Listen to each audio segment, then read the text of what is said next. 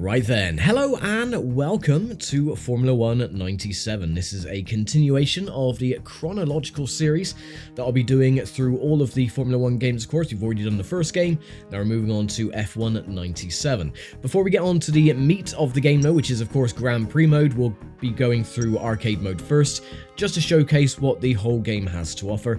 Arcade mode is very simple. You have 3 difficulties to choose from. You have easy, medium, and hard difficulty. They're not hard at all, just to put that out there. You have 5 tracks to race on, or do you, on each, and they are 5 laps in duration. So you have Hockenheim, Silverstone, Imola, Barcelona, and Montreal for easy mode.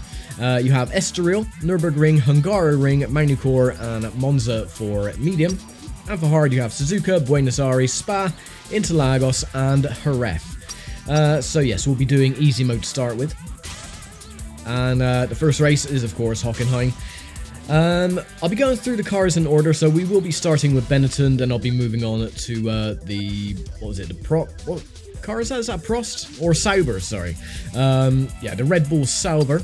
Then we're going to go to Ferrari, Prost, Minardi, the good old Jordan Peugeot, the Stuart Ford, Arrows, McLaren, and so on and so forth. So yeah, we're going to start with Benetton. I'm going to keep the transmission on automatic just to start with, and we'll do the first race. Now, the races are quite long. They're 5 laps in length. So once I take the lead in the arcade mode, or in one of the races, I will just cut to the end, just so it keeps the video a little bit shorter. And that's pretty much it, really. Arcade mode is a little bit weird as well. The handling characteristics of the cars, they tried to go for a more Ridge Racer style of handling. So you have like this power slide that you have when braking, which is very weird. And away we go. And the countdown timer only starts when you cross the start-finish line. Out the way, please. So once again, you have all these camera views as well, but you also have a cockpit camera, which you don't have on arcade mode. But because this is arcade, I will just keep it on the chase cam, because why not? And being arcade mode as well, you can just cut the corners, because why not? There's nothing to say that you can't. So yeah, that is what I'll be doing, just to get through the races a little bit quicker, so it doesn't take up too much time. So we're already up into 12th place. Get around you. I will show off the sliding mechanic, which is very strange. I don't like it personally. Some people might like it because it is arcade style handling. And again, for me, it reminds me of Ridge Racer, when you tap the brake and then do a power slide or a drift around corners. But you don't really have to. You could just let off the throttle and the car will slide anyway. But yeah, there you go. A really daft, cumbersome, and very clumsy drifting mechanic. But the car does handle better if you just let off the throttle and turn. It steers more sharply anyway, so you don't really have to worry about the drifting mechanic whatsoever.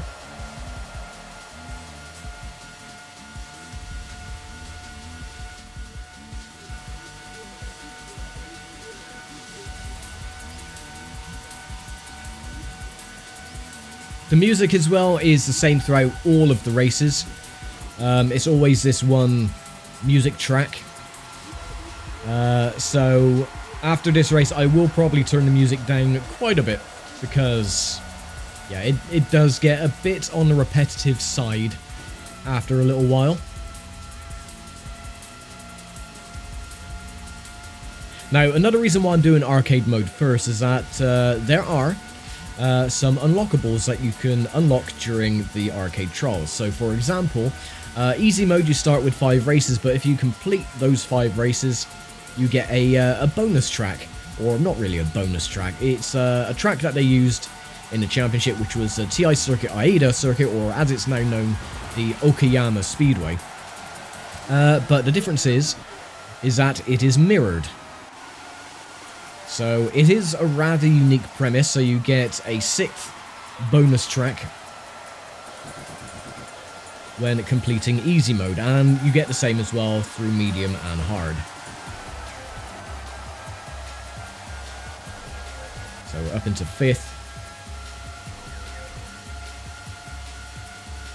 You're never likely to run out of time. They're very generous with the time you get on each checkpoint. And again, these races are very easy, so you don't have to worry about it, especially if you cut the corners and take the lead that way. So we should gain the lead by the end of this lap, and then I'll just cut to the end, so you don't sit there with an empty circuit for the last lap. Oh, if I don't do that, by the way. Yeah, new physics as well for Formula 197. The car does launch in the air if you touch wheels with another car, as would be usually the case with open wheel machines. Damage modeling as well has been hugely revamped compared to the first game. It is easier to damage your vehicle, whereas before, the first game had like an HP system when it came to the front and rear wings. So after certain hits, the front and rear wing did eventually fall off. Not this time. The front and rear wings do come off immediately if you have a hard enough impact with another vehicle. So you've got to be very, very mindful. Not only that, the black and white flag is present as well. So if you do hit another car once too often, you will be disqualified from the race for unsportsmanlike contact. So yeah, with that, we'll skip to the end, and I will see you at the end of the lap, so back in a second. Okie dokie, through the stadium section then for the last time. Let's give it a little bit of a slide. There we go. And there we go, that is race 1 complete at the old Hockenheim configuration, which, in my opinion, is the best configuration of Hockenheim. I'm not a fan of the Hermann Tilke revamp of the circuit, which was in 2002 when they rebuilt the circuit. Yeah, I do love the old Hockenheim because it was always a test of attrition. All the F1 teams, it was, you know, you would see so many cars stopped on the side of the circuit because it was a test for the machine. You don't really get that nowadays because, you know, the technology has increased so much. So it's very hard to see any more than, for example, I don't know, 4 or 5 cars retire from any race in modern Formula 1 standards. So yeah, there we go. We'll go back to arcade. We've got 10 points at the moment. We're going to Silverstone, and we're going to be using the Sauber team. So another thing as well I forgot to mention at the very start, which was quite evident, is this game has dual analog controls. So yeah, only for the handling though, you still have to use the buttons for acceleration and brake, but it does make a massive difference where you're able to fine-tune your handling or steering for the corners rather than tapping the D-pad like the first game. There we go, Silverstone for race 2. 2, 1, and away we go.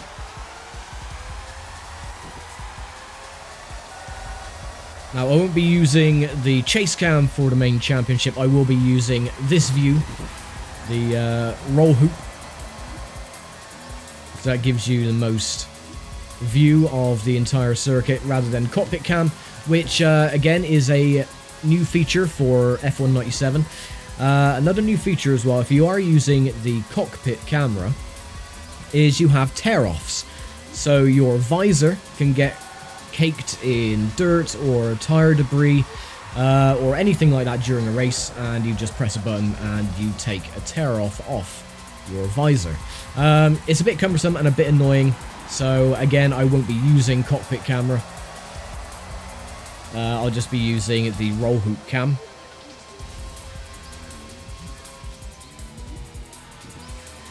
Right, there we go. Through Vale Chicane, under bridge. Use the slide. See, the slide mechanic is a little bit weird.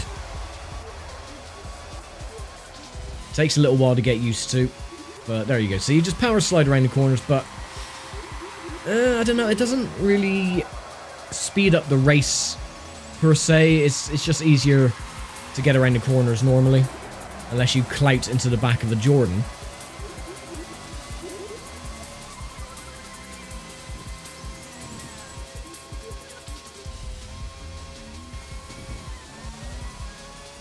So, of course, once F1 97 is complete, I'll be getting on with Formula 1 at 98, which is the worst F1 game ever made.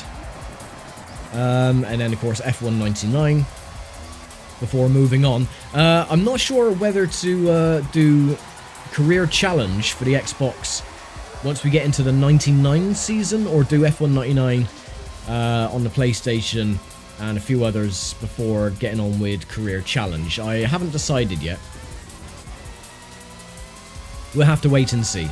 Of course, another thing as well regarding Formula 1 is that they're re-releasing the Jeff Crammond Grand Prix series on Steam later on this year. So, I've only ever played Grand Prix 3 and Grand Prix 4. Absolutely love those games. I never had an opportunity to play the first Grand Prix game or Grand Prix 2 because they were mostly on DOS, and I got my first PC after, you know, DOS wasn't really a thing anymore back in 2000. So I am really looking forward to playing the Grand Prix games from start to finish, which I will be doing. I will be doing the Grand Prix games in conjunction with this series. So yes, I will be buying those games once they are released. I'm hoping that they're not going to be too expensive. But you never know. I mean, a lot of games that they re-release nowadays, they put an extortionate price on them. So I'm hoping that they won't do that for the Jeff Crammond games, but we'll see. Anyway, we have taken a lead very easily, so I will just skip to the end of the race, and I will see you in just a moment. Okie dokie.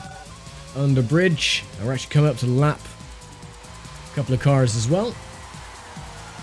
Excuse me, out the way. Pardon me, coming through. There we go. There we go. Race 2 is complete.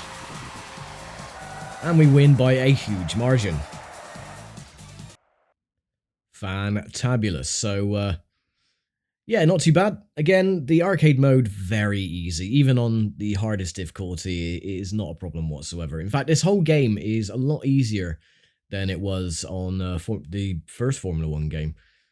So, yeah, it makes a huge difference.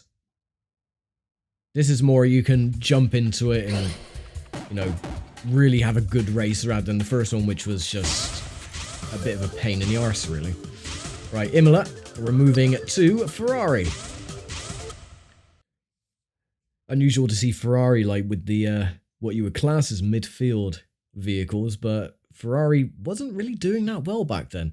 It was only in the early 2000s that Ferrari really did find their footing, with Michael Schumacher at the helm and winning 5 consecutive F1 Drivers' Championships and Constructors' Championships. But yeah, in the 90s, Ferrari did struggle quite a lot, especially with Gerhard Berger and what's his face? Was it Jean Alesi? Can't remember. But anywho,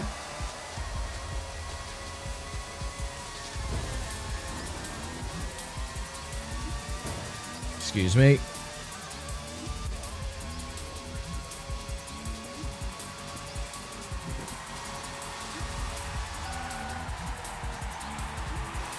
There we go.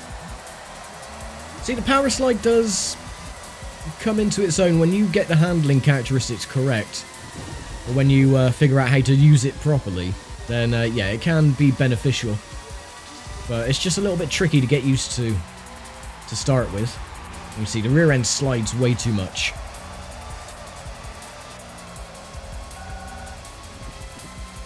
Excuse me.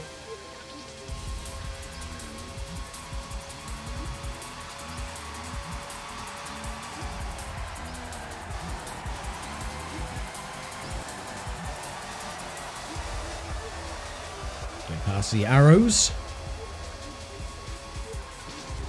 Of course, it was unusual to see arrows because Damon Hill was with Jordan and then decided to move to arrows for 97. And of course, everyone knows what happened at the first race of the championship in Australia, where he retired on the formation lap. So yeah, that really did sum up his entire 97 season.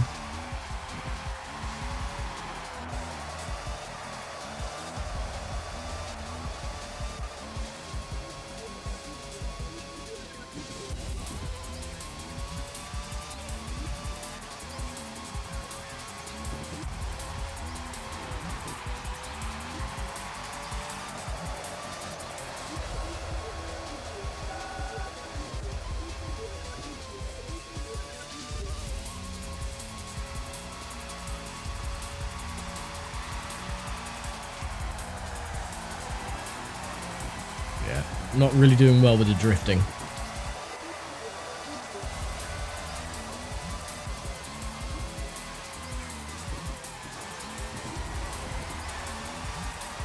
Yeah, the rear end just slides out way too much. It's hard to control on some of the sharper corners.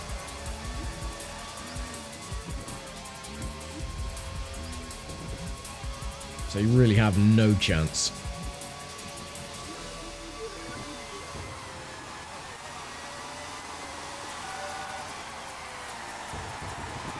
Out of the way, please.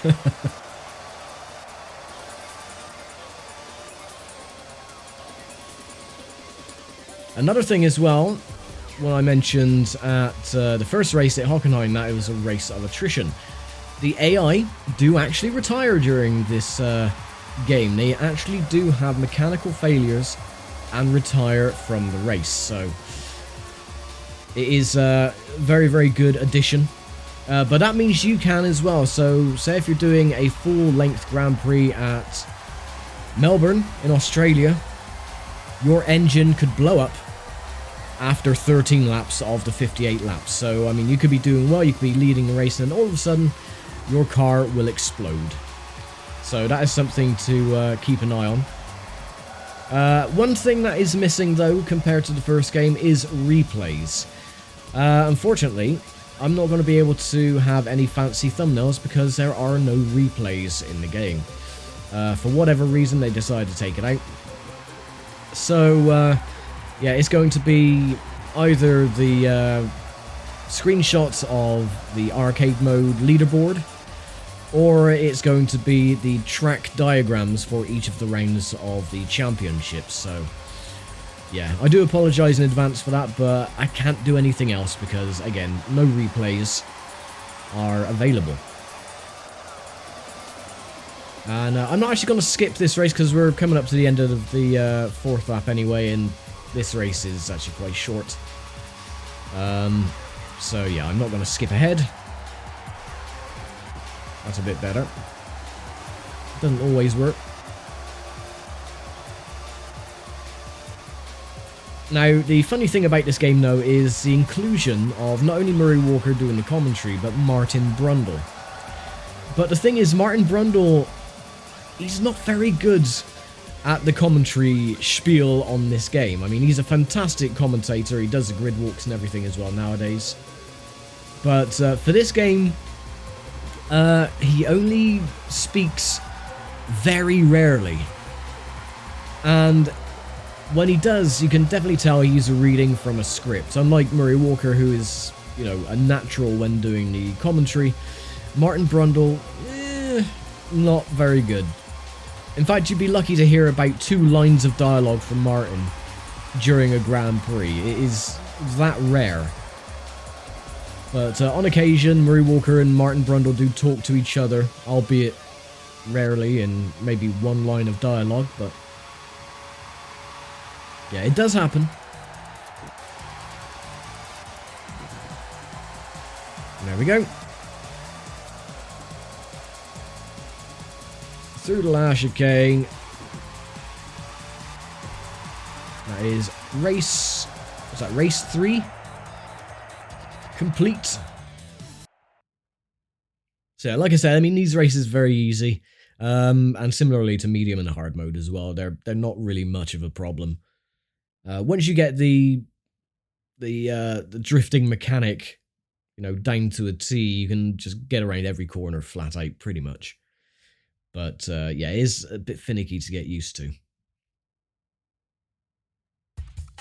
Well done, thank you very much. Right, race number 4, Catalunya, Barcelona, and we're going to go to Prost for this race.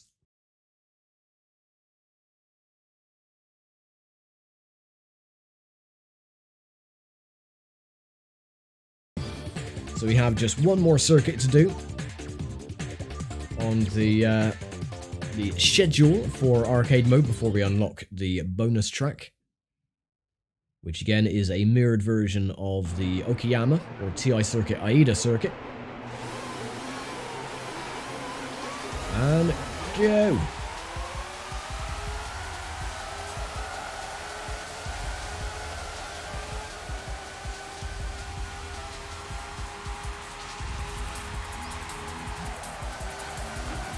I didn't want to do that. Now, of course, if you're using the slower teams, they are indeed slower. And the engine noises are slightly different as well compared to, say, Ferrari or that of McLaren. They do have a more deeper rumble to the engine, but then they are running at lower revs, so that is very understandable. Excuse me, I'm just going to clamber all over every single one of you. Alright, already up into 11th, halfway through the field.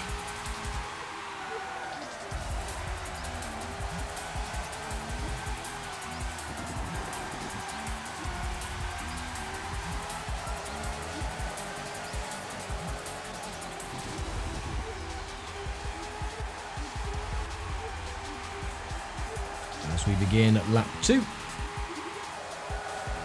Getting a draft of... Is that my teammate? No. Oh, I've done it again. See, if you throw the car into a corner at too high a speed, then you'll literally slide off into the gravel or the grass or into a barrier somewhere.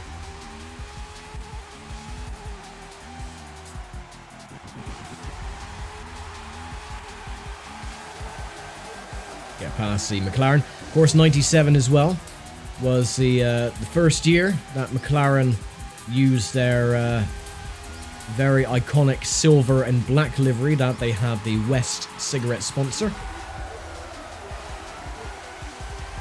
Prior to that, they were using the white and red Marlboro colours.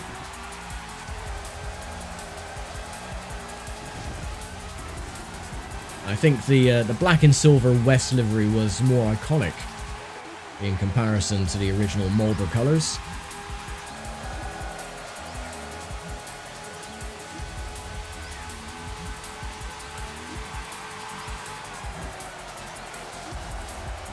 There we go, that's better. That's what I wanted to do on the previous couple of laps.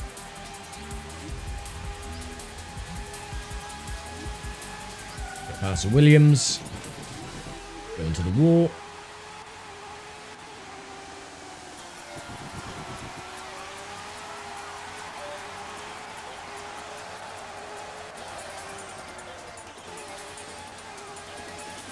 And pass the final Williams.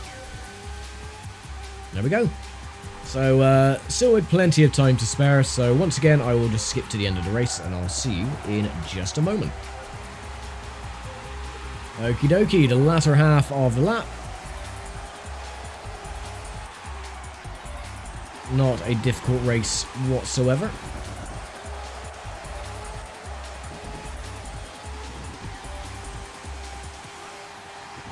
Last corner, and there we go. Didn't lap anyone this time, though. Which was unusual. We usually lap a couple of cars at least, but nope. No lappage was done today, sadly.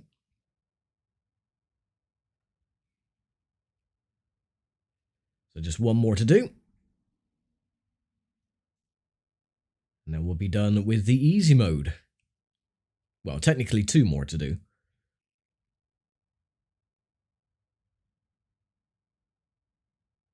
A lot of loading times, as per normal. There we go. Right, Montreal, the Canadian Grand Prix. And we're going to be going to Minardi. Quite a nice livery on Minardi for 97. A lot better than the black livery that they had in, what, 2001? Bit like the Arrows machine as well, using the orange sponsor.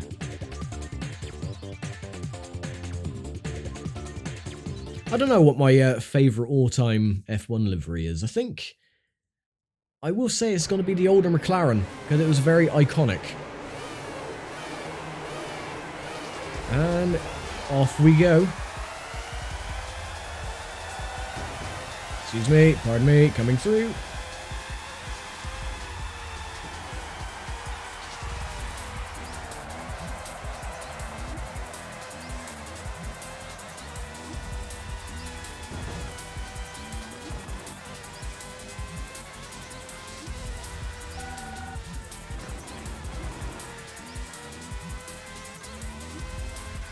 So this will take us a little longer to get to the front of the field because, again, the Minardi is very slow.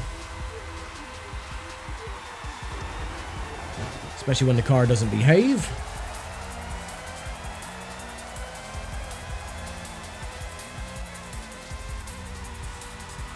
And of course this is the old style Montreal circuit, so it has the slight differences in the back straight rather than just flush to the end. You do have this little uphill section which goes right and then left, which they of course straightened out before hitting the wall of champions. So we're up to 13th place after one lap.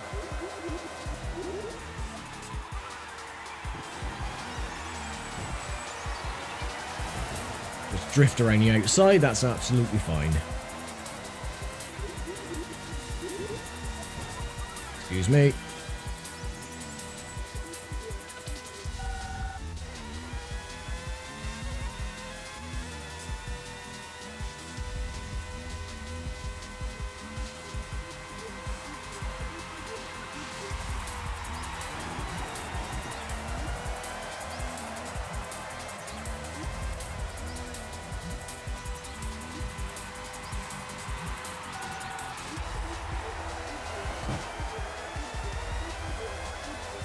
Actually, I tell a lie.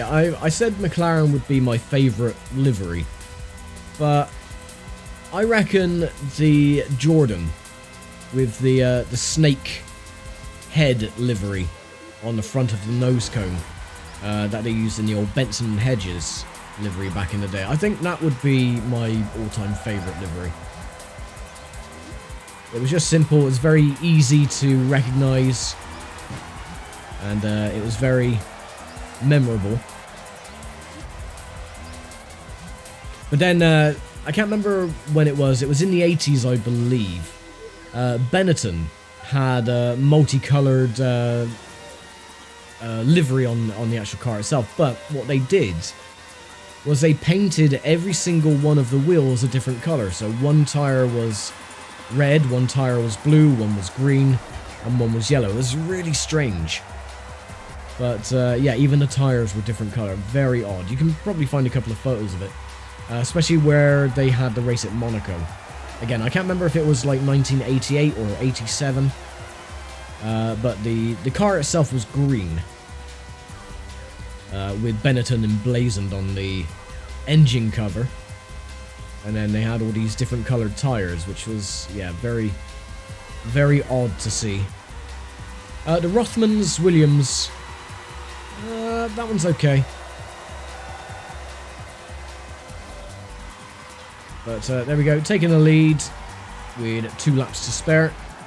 And I will skip to the end, so once again, see you in just a moment. Okay, through the hairpin the final time. Didn't quite work. Again, sometimes the drifting mechanic works, sometimes it is a little bit flimsy. But, yeah, thankfully, it's not a mechanic used in the actual Grand Prix, so... Or Grand Prix, I would say, if you want to be grammatically correct. But there we go. The final race in easy mode. And we do get a little credits with everyone, you know, like an ending credits, but I'm not going to worry about that just yet, so I will skip that. Because we are not done by any stretch. So once it loads, input our name, get some credits. I'll move on to the bonus race, which is again the mirrored version of TI Circuit Aida. Superb! You have completed the easy levels. Your total time was 31:17. You have a new high score. Fantastic. There you go. Now try the medium levels. Yes, I will. And then you get the credits. But again, I don't want to worry about that just yet. So now we have Aida. And we're going to be using the Jordan Peugeot.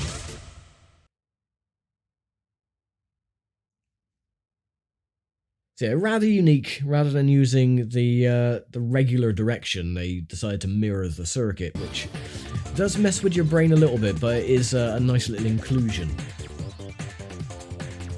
And once you do this, we'll move on to the medium difficulty, but that'll be next time, of course.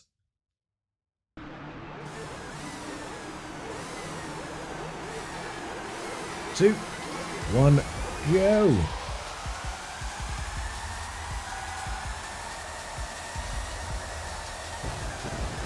Excuse me, pardon me, please.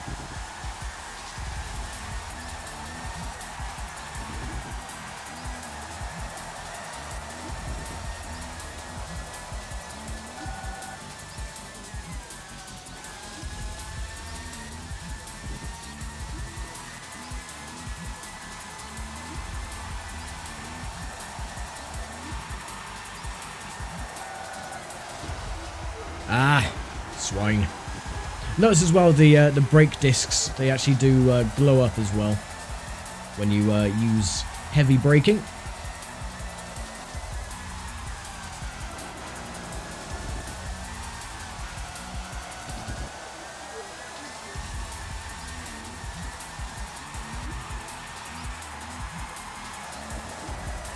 Right, up into 11th. Can we get 10th before the start-finish line? Not quite.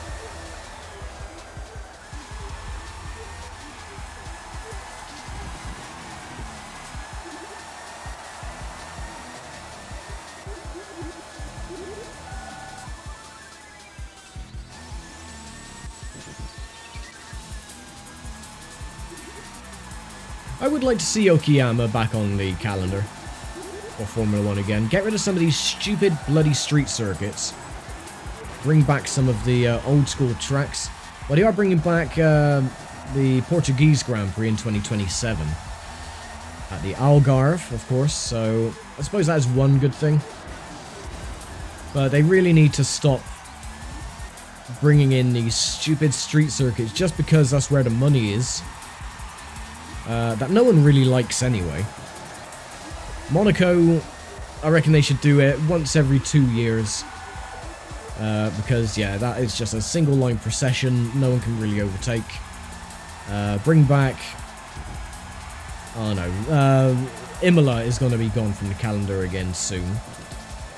Bring back Hockenheim. Bring back the Nürburgring. What else? Okayama, bring that back.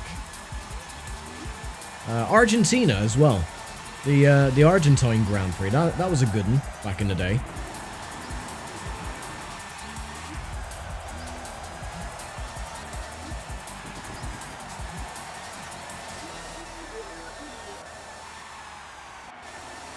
But will they? No, will they? Hell, they're too busy dipping their hands in the golden pocket that is the FIA for more stupid street circuits, like the one that they were going to have in Vietnam before the pandemic, of course. But some of the other purpose-built tracks as well, like the Indian Grand Prix or the Korean Grand Prix, they were really, really good circuits. And I think they only had a couple of races on each, and then they were taken off the calendar again because they were not financially viable. That's really sad. But 'tis the way of the world these days. You don't get anywhere unless you have the moolah.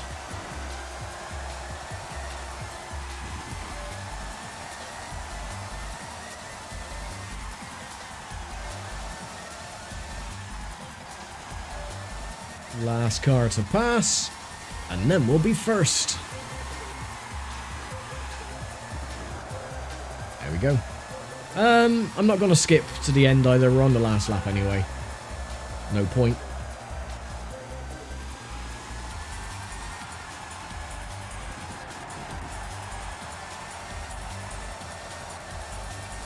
I mean, they could use more circuits as well. Like Motegi, they could have a race at Motegi.